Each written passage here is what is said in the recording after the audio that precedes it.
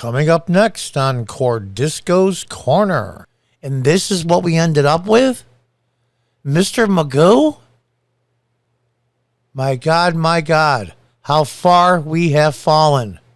Hi, folks. Welcome to Cordisco's Corner. Unfiltered commentary. And that's your truth, the real truth. Please like, share, and subscribe. And as always, thank you for your support.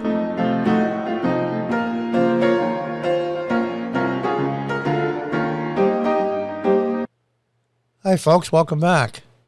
I did something that was incredibly mentally and physically painful. I sat and listened to the January 6th anniversary speech from President Biden as well as Vice President Harris. This is incredible to me. You know, I'll say what I usually say. These people suck so badly. Now, I want to show you and maybe critique a little bit of what she said. I'm not going to go over President Biden's speech because one of these is more than enough. After listening to both and then going over this one in detail and doing some videos that go along with it, you'll see how they're hypocrites that I blended into the speech. I'm mentally scarred enough. Maybe I can get a government grant to help me with my mental issues after hearing this. Talk about triggered. Let's listen. Dates that occupy not only a place on our calendar, but a place in our collective memory. December 7th, 1941, September 11th, 2001, and January 6th, 2021. Now, all those men that died in Pearl Harbor, all the 3,000 plus people, regular civilians, firefighters, first responders, police, all that died, and the thousands that had permanent health problems after that, they're comparing the riot in the Capitol building to that. These people have no shame. Hours later, the gates of the Capitol were breached.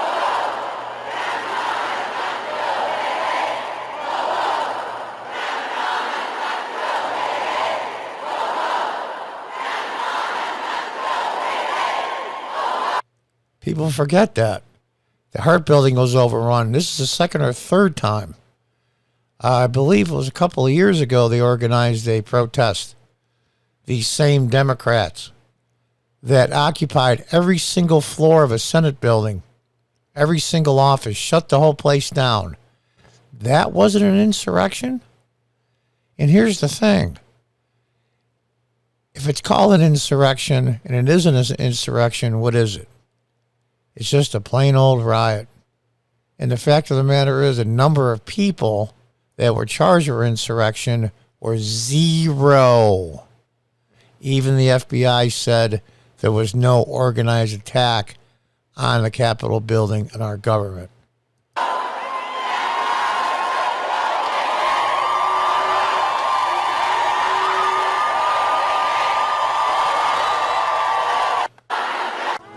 They're not going to stop. And this is a movement, I'm telling you. They're not going to stop. And everyone beware, because they're not going to stop. Everyone beware, they're not going to stop. That's not inciting violence? I hope and I pray, but they're not going to have enough votes, that the Congress, the House of Representatives, has enough Republicans in it this next cycle to get, I believe it's 2/3 majority to impeach. I hope they have the numbers. This is inciting violence. It's incredible to me. Why aren't these people charged? They're not going to stop before Election Day in November, and they're not going to stop after Election Day. And that should be, everyone should take note of that. Everyone should take note of that, and they shouldn't stop. On both levels, that they're not going to let up, and they should not. To my staff, who have been forced to seek refuge in our office, converting filing cabinets into barricades. What they sought to degrade and destroy was not only a building, hallowed as it is. What they were assaulting were the institutions the values, the ideals that generations of Americans have marched, picketed, and shed blood to establish and defend. Sort of the epicenter of all of this. It's where the officers involved in Floyd's death are believed to have worked, and that just went up in flames overnight. The city making a decision to abandon the precinct rather than protect it. They stood and evacuated as that building was taken over. And as Democrat-run cities let their police stations burn to the ground without stopping anyone, powerless. And at the same time, these same run Democrat cities are calling for defunding and eliminating police. Look at this. People's businesses, people's lives ruined. Why? Because they wanted power. They wanted political power, and they got it. And the thousands, tens of thousands, hundreds of thousands of lives that were destroyed. I had a small business for over 20 years. Can you imagine? Now, here we go. Support defunding and attacking police. And at the same time, they want these police officers to enforce their draconian lockdown measures because of COVID. And most of them did it.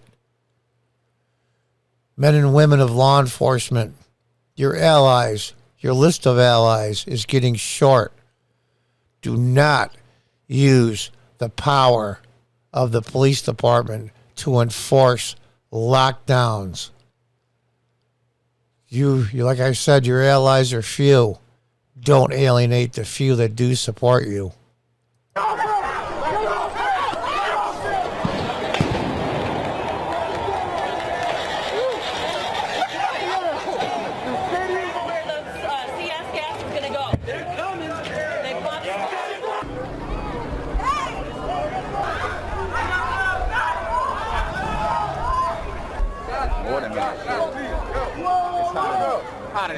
The lawlessness, the violence, the chaos. What was at stake then and now is the right to have our future decided the way the Constitution prescribes it.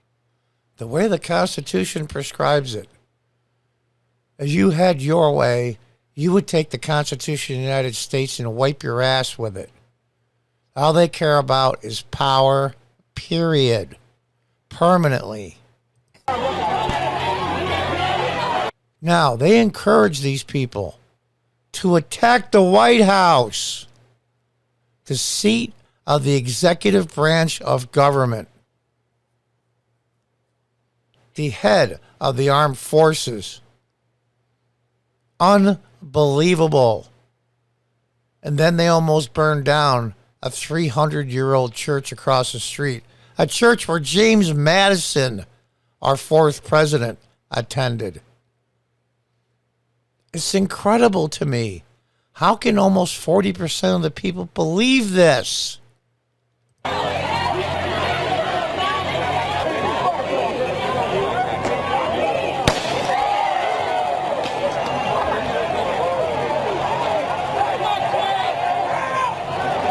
"300 Secret Service agents were injured.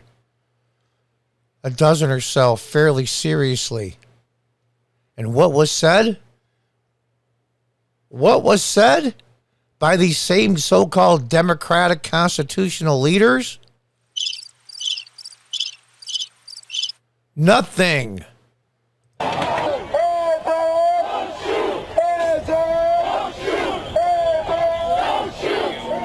We cannot let our future be decided by those bent on silencing our voices. You see, the strength of democracy is the rule of law. Everything's good, buddy. Everything's good. Come on, let's go.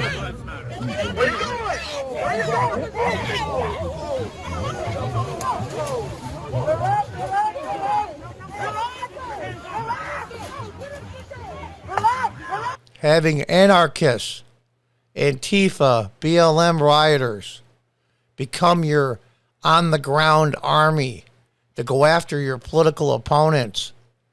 This is what third world countries do, but yet you did it at a huge scale and got away with it.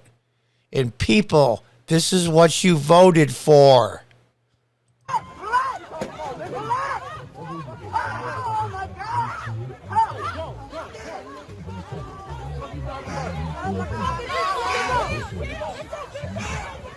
The strength of democracy is the principle that everyone should be treated equally. I want to tell you, Gorsuch, I want to tell you, Kavanaugh, you have released the whirlwind, and you will pay the price. Why isn't this guy being investigated? Why wasn't the Secret Service at his office 10 minutes later? They are literally in front of the Supreme Court building, intimidating Supreme Court justices. Do you know how many federal laws were broken? Yet here's what happened. The first way to bring down a republic, a society, is to have a two-tiered justice system. This is what they're supposedly fighting. He's threatening a specific Supreme Court justice within hearing distance of that justice, and yet nothing happened. Nothing. He should have been immediately brought in for questioning and arrested and charged. You won't know what hit you if you go forward with these awful decisions. They're not going to stop. They're not going to stop. And they're not, this. Look at Colbert. He thinks it's funny. It's funny. Why is it funny to him? Because they lived in walled communities with security. And they have millions. And they go to exclusive parties and top-notch restaurants and other venues. They can do what they want. They're the elite.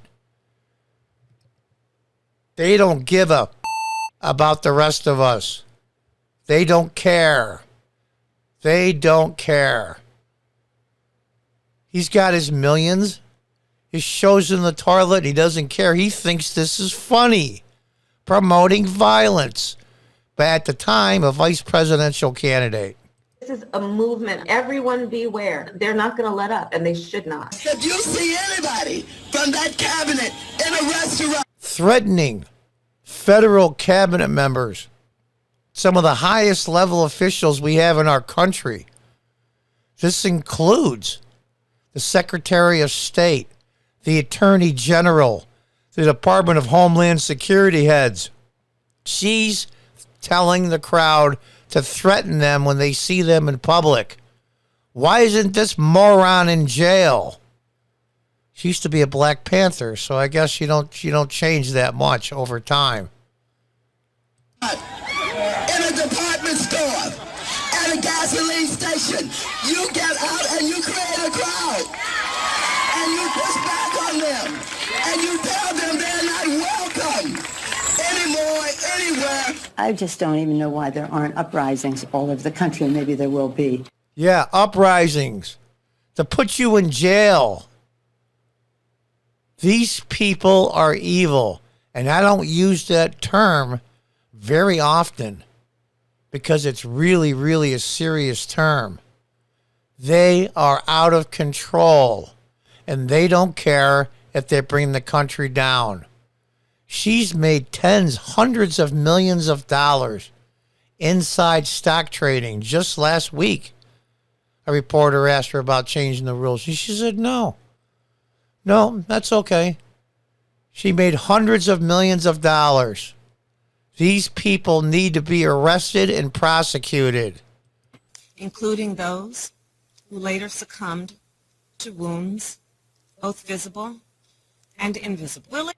Visible and invisible, the only casualty there was one Trump supporter. An Air Force veteran, a woman, Ashley Babbitt. Her life is gone. Her life is finished. The cop shot her in a panic.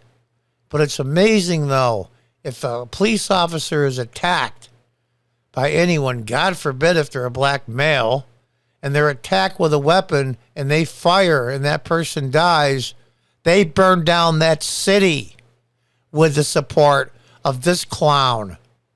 Enough is enough. I shouldn't even be mad about this because it was like satirical. It was almost like a Babylon Bee skit. But this is real. These are the people that run this country. We're in deep. Let it be remembered as a moment that accelerated the unraveling of the oldest, greatest democracy in the world. Massive organized caravan of migrants storming through a blockade of Mexican security forces. Look at that as they make their way north toward the United States. The American spirit is being tested. America's most liberal senator, Kamala Harris, recently urged their supporters to donate to a fund that bailed out the rioters and did so much harm and even physical damage to people, but damage in Minneapolis, and they wanted to bail him out of jail, and she was heading up a group to get him out of jail, and including a really bad attempted cop killer. He attempted killing a policeman. About whether we uphold the right to vote and ensure free and fair elections. It's not what this is about. It's changing laws at the federal level. One is unconstitutional, and two, they want to change all the rules to their advantage. And the spineless Republicans in each state and at the federal level, the vast majority allow them to do it. What do they call that? Controlled opposition. That way they can stay in the minority, get their cushy jobs and their lobbying jobs when they get out of Congress, and their big pensions and their guaranteed health insurance, platinum health insurance for the rest of their lives and their spouses' lives. Enough is enough. Trump's not perfect, but he exposed these cretins for what they truly are. A lot of us already knew it, but now they bring it out in the open. They don't even hide it anymore. They want permanent power, and they don't care how they get it. Let's be clear. We must pass voting rights bills that are now before the Senate. We cannot sit on the sidelines. We must unite in defense of our democracy. Yeah. Our democracy. The defense of our democracy. And they stood by when all this was going on. And not just stood by, actually encouraged it. Most of Kamala Harris's staff and Biden's staff sent money to a fund to bail people out for rioting, attacking police, and burning down buildings.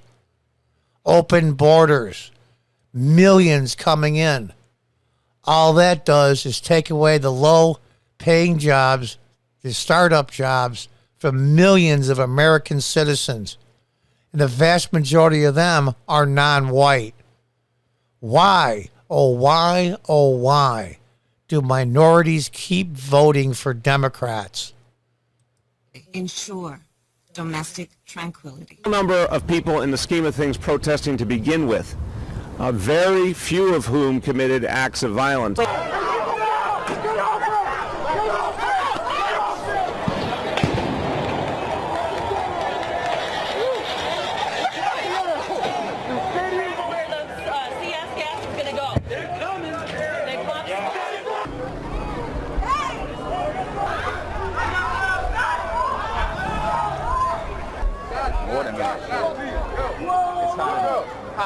Provide common defense. Promote the general welfare.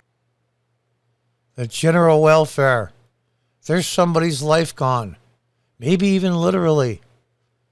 It's amazing to me. That is the preamble of the Constitution that President Biden and I swore an oath to uphold and defend. Yeah, you put your hand on that Bible and you swore an oath to the Constitution. Well, you broke that oath dozens of times. That in itself disqualifies you. And after all the riots of last year, billions of dollars in damage, dozens and dozens of people dead, hundreds of thousands of lives ruined forever, and draconian lockdowns that destroyed people's hearts and souls, gutted children not going to school, just created havoc in our society. And this is what we ended up with. Strategy to mobilize true and international effort to pressure. I'll lead an effective strategy to mobilize true and international effort to pressure. Strategy to mobilize true and international effort to pressure. I'll lead an effective strategy to mobilize true and international effort to pressure. This is what we ended up with. This is what the American people chose. This is unbelievable. People, get your heads out of your ass. Look at what's going on. Look at different sources of information from the media. Find out the truth. We are the shining city on the hill. The rest of the world is wondering, what the hell are you doing to America? This is our country. There's cemeteries filled with hundreds of thousands of American dead that fought for this country to keep it a republic. And this is what we ended up with? Mr. Magoo? My God, how far we have fallen. What are we going to do about it? Until next time, goodbye and good luck.